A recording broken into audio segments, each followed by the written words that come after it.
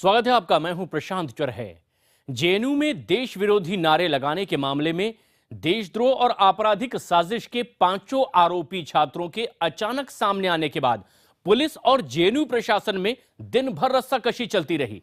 जहां एक तरफ दिल्ली पुलिस जेएनयू में दाखिल होकर आरोपी छात्रों को गिरफ्तार करने की बजाय उन्हें आत्मसमर्पण करने को कह रही है, तो वहीं जेएनयू प्रशासनिक भवन के बाहर बैठे पांचों आरोपी छात्रों का कहना है कि वो गिरफ्तार होने को तैयार हैं, लेकिन आत्मसमर्पण नहीं करेंगे। इस बीच जेएनयू वाइस चांसलर ने दिल्ली पुलिस को परिसर में दाखिल होने से भी मना कर दिया है। शायद बहुत सारे लोग बेबस होते हैं, उनके लिए बोलने वाले बहुत कम लोग होते हैं, लेकिन भाई साहब आप लोग गलत लोगों से भिड़ गए। जेएनयू के छात्र आपको इसका मजा चुकाएंगे। ये तेवर हैं जेएनयू में देश विरोधी नारेबाजी करने के आरोपी उमर खालिद के। ये बिल्कुल ताजा भाषण है। जी हाँ, पिछले तकरीबन 2 हफ्ते से अंडरग्राउंड चल रहा खालिद अपने बाकी 4 साथियों के साथ जेएनयू लौट आया। वो कैंपस में भाषण दे रहा है, सरकार और मीडिया को चुनौती दे रहा है। उसका आरोप है कि उसे फंसाया जा रहा है। We'll be fooling ourselves. मतलब the way against all of us, the media has run a virtual media trial, a real media trial. मतलब the way they have tried to frame us, the way they have tried to profile us. अगर खालिद के आरोप में दम है तो फिर वो इतने दिन कहाँ छुपा था? अगर इस देश के संविधान और कानून पर भरोसा रखता है तो फिर 2 हफ्ते तक सरेंडर क्यों नहीं किया? क्या इन छात्रों को जांच में पुलिस की मदद नहीं करनी चाहिए थी? बहरहाल खालिद समेत जिन छात्रों की पुलिस को तलाश थी, वो रविवार शाम 6 बजे से 8 बजे के बीच किसी वक्त कैंपस पहुंचे। देशद्रोह के आरोपी छात्रों का कहना है कि इन्होंने कुछ भी गलत नहीं किया है और मीडिया में जो वीडियो दिखाया जा रहा है उसके साथ छेड़छाड़ की गई है। आपको बता दें कि पुलिस ने जेएनयू छात्र संघ अध्यक्ष कन्हैया कुमार समेत 6 छात्रों पर देशद्रोह और आपराधिक साजिश का केस दर्ज किया है। ये छात्र हैं उमर खालिद, रियाज, अनिर्बन, आशुतोष और रामानागा। कन्हैया को पुलिस 12 फरवरी को ही गिरफ्तार कर चुकी है। बाकी छात्रों ने कहा कि अगर पुलिस चाहे तो कैंपस आकर इन्हें गिरफ्तार कर सकती है। ये आत्मसमर्पण नहीं करेंगे। छात्रों की दलील है कि वो जांच में पुलिस की मदद के लिए लौट कर आए हैं। देशद्रोह के आरोपी छात्र रामानागा का कहना है कि कैंपस में बाहर से आए छात्रों ने देश विरोधी नारेबाजी की थी और उन्होंने हंगामा करने वालों को रोकने की कोशिश भी की थी। कुछ बाहर के स्टूडेंट वहाँ पे थे जो कि जेएनयू के स्टूडेंट नहीं थे, और इस तरह का नारेबाजी होने के बाद हम लोग वहाँ पे उनको बाकायदा स्टूडेंट रिप्रेजेंटेटिव होने के नाते उन लोग को वहाँ पे बंद करवाने के लिए बोले, वहाँ पे जो भी ऑर्गेनाइजर थे। सवाल फिर वही कि अगर ये गलत नहीं थे तो गायब कहाँ थे? छात्रों की वापसी की खबर मिलने पर पुलिस जेएनयू पहुंची मगर कैंपस के अंदर नहीं जा पाई। इस बीच टीचर्स एसोसिएशन ने 3 मांगे रखी हैं। पुलिस को जेएनयू कैंपस में घुसने की इजाजत न हो, छात्रों पर से देशद्रोह और आपराधिक साजिश का आरोप हटाया जाए और जेएनयू में बनी कमेटी का पुनर्गठन हो। उधर एबीवीपी ने आरोप लगाया है कि देशद्रोह के आरोपी ये छात्र जेएनयू के ही किसी शिक्षक के घर छिपे हुए थे और इस बात की जांच होनी चाहिए। यहाँ के कुछ प्रोफेसर लोगों के वो आवास में रह रहे थे, और ये कौन प्रोफेसर हैं, कौन लोग उनको सह दे रहे थे, इस पे जेएनयू प्रशासन के साथ साथ दिल्ली प्रशासन से मेरा दरख्वास्त है कि इसकी पूरी उच्च स्तरीय जांच कराई जाए। उधर दिल्ली पुलिस देशद्रोह के आरोपी छात्रों पर यूनिवर्सिटी प्रशासन के रुख का इंतजार कर रही है। इसके बाद ही आगे की कार्रवाई होगी। जब डायरेक्शन देने की आवश्यकता होगी मैं डायरेक्शन दूंगा। अभी फिलहाल मुझे पूरा अपने ऑफिसर्स पे विश्वास है कि they have the capacity to take appropriate decision in this matter. इस पूरे मामले पर राजनीति भी जमकर हो रही है, मगर सवाल वही है कि अगर ये छात्र बेगुनाह थे तो फिर इतने दिन क्यों गायब थे, और अगर इन छात्रों को फंसाने की साजिश हो रही है तो इसके पीछे किसका हाथ है? Bureau report, IBN 7। पूर्वी दिल्ली के शाहदरा बार एसोसिएशन ने कन्हैया और उसके समर्थकों और पत्रकारों से मारपीट के आरोपी वकील विक्रम चौहान, यशपाल सिंह और ओम शर्मा को सोमवार को एक बार फिर सम्मानित किया। बार एसोसिएशन विक्रम चौहान को 2 दिन पहले भी सम्मानित कर चुका है। इन तीनों वकीलों के खिलाफ दिल्ली पुलिस ने मुकदमा दर्ज कर रखा है। गिरफ्तार होने के बाद फिलहाल ये जमानत पर हैं। सम्मान समारोह के बाद इन वकीलों ने अपने साथियों के साथ कोर्ट परिसर में ही पाकिस्तान का झंडा भी जलाया और देश विरोधी गतिविधियों में शामिल छात्रों के खिलाफ कार्रवाई की मांग की। बार एसोसिएशन का कहना है कि विक्रम चौहान, यशपाल सिंह और ओम शर्मा ने देशद्रोहियों को सबक सिखाया है और उनके साहस और देशभक्ति को देखते हुए तीनों वकीलों को सम्मानित किया गया है।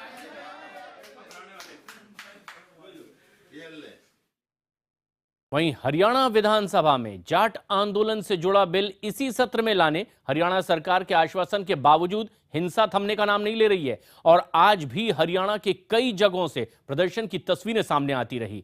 एसोचैम की माने तो हरियाणा को इस आंदोलन से 36,000 करोड़ का नुकसान हुआ है। हरियाणा के बाद अब ये आग राजस्थान में भी पहुंच चुकी है और जाट आरक्षण की मांग उठने लगी है।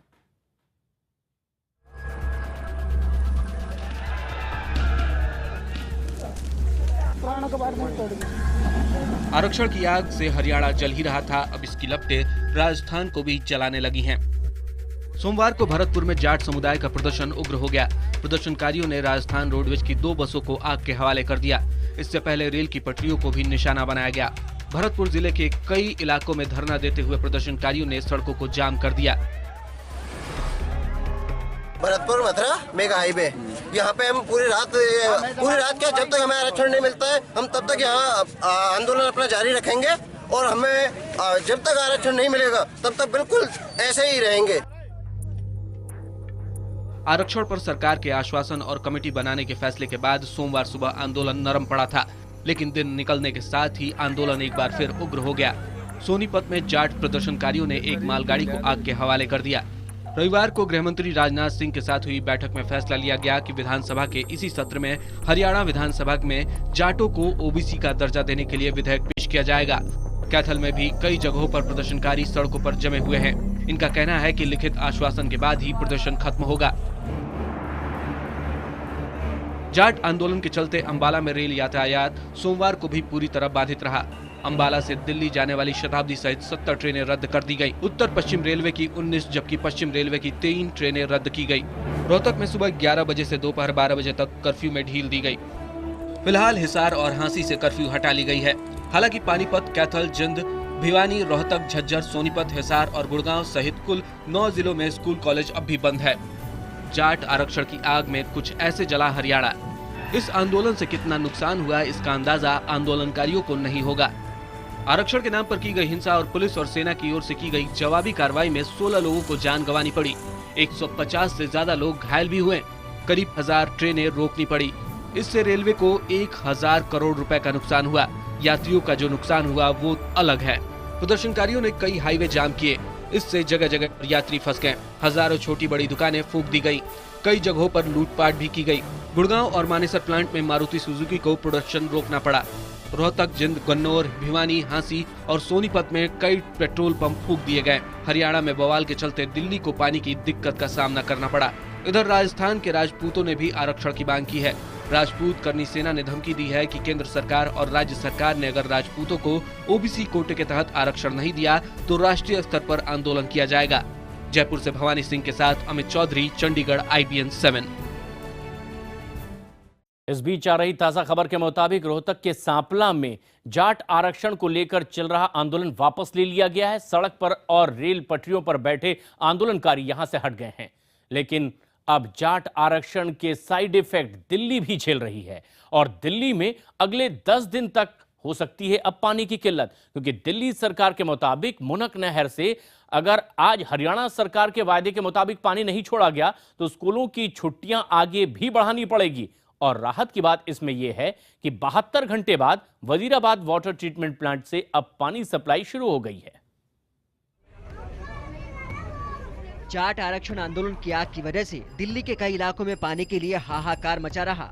मुखर्जी नगर में लोग सुबह होते ही लंबी कतारों में पानी के लिए लग गए।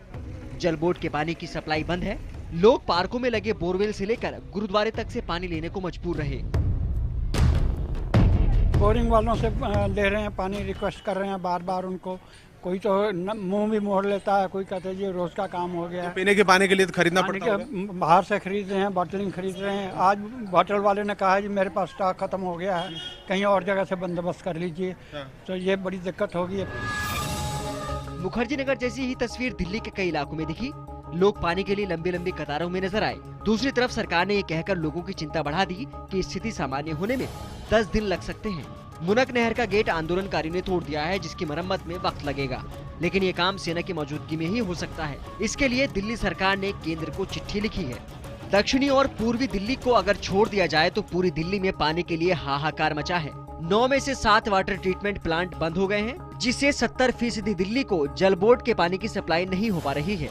जहां हर दिन 900 MGD पानी दिल्ली को मिलता था, अब सिर्फ 240 MGD पानी मिल रहा है। हरियाणा से मुनक के जरिए 400 क्यूसेक पानी छोड़ने के लिए वहां की सरकार ने कहा था, लेकिन सिर्फ 50 क्यूसेक ही छोड़ा गया। हालांकि सोमवार सुबह सेना ने मुनक नहर को प्रदर्शनकारियों से मुक्त करा लिया और फिर से पानी की सप्लाई बहाल करा दी, लेकिन पानी को दिल्ली तक पहुंचने में अभी समय लगेगा।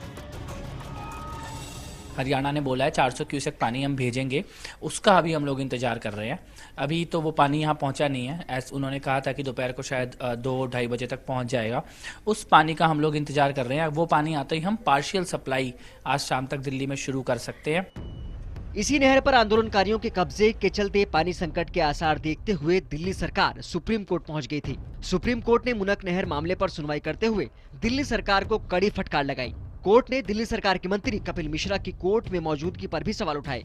कोर्ट ने कहा कि ये मामला सरकारों के बीच बातचीत कर हल निकालने का है, तो सुप्रीम कोर्ट आने की क्या जरूरत थी। सुप्रीम कोर्ट ने कहा कि सरकार के मंत्री या तो दफ्तर में रहते हैं या सुप्रीम कोर्ट में आकर बैठ जाते हैं। कोर्ट ने यह भी कहा कि उन्हें मौके पर जाकर जायजा लेना चाहिए। उधर सुप्रीम कोर्ट ने इस मामले में हरियाणा सरकार से 2 दिन में स्टेटस रिपोर्ट मांगी है। सुप्रीम कोर्ट ने केंद्र सरकार को नोटिस भी भेजा है। ये उस दिल्ली की तस्वीरें हैं जहां पर यमुना बहती है। आए दिन यहां के लोगों को पीने के पानी की किल्लत से जूझना पड़ता है।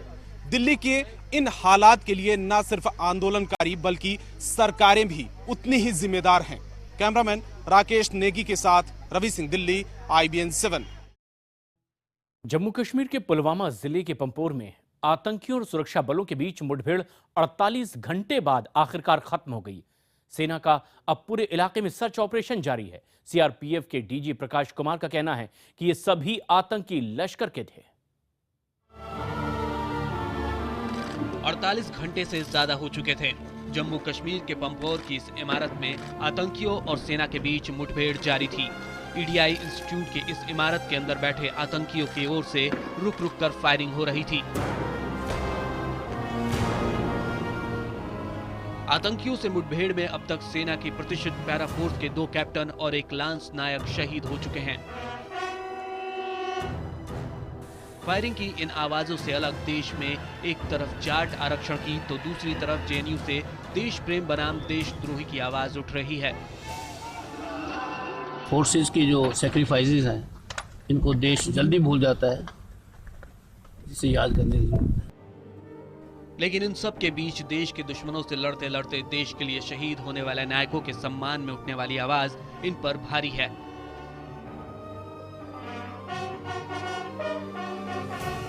मुठभेड़ में शहीद जिंद के कैप्टन पवन खटकर का शव उनके पैतृक स्थान जिंद पहुंचा तो पिता का धैर्य जवाब दे गया। जिस पिता ने पिछले 36 घंटे से कलेजे को कड़ा किया हुआ था, उन्हें 2 कदम चलने के लिए भी दूसरे के सहारे की जरूरत पड़ गई। इससे बड़ी विडंबना और क्या हो सकती है कि जिस देश के लिए एक कैप्टन शहीद हो गया, उनका पार्थिव शरीर जाट आंदोलन की वजह से पैतृक निवास तक पहुंचने में काफी दिक्कतें हो रही थी। घर के बाहर बड़ी संख्या में लोग शहीद को आखिरी सलामी देने आए हुए थे। 23 साल के कैप्टन तुषार महाजन का पार्थिव शरीर जब उनके घर उधमपुर पहुंचा तो बेटे को तिरंगा में लिपटा देख मां अपने आंसू रोक नहीं पाई। मां के साथ साथ पूरा उधमपुर भी रोया।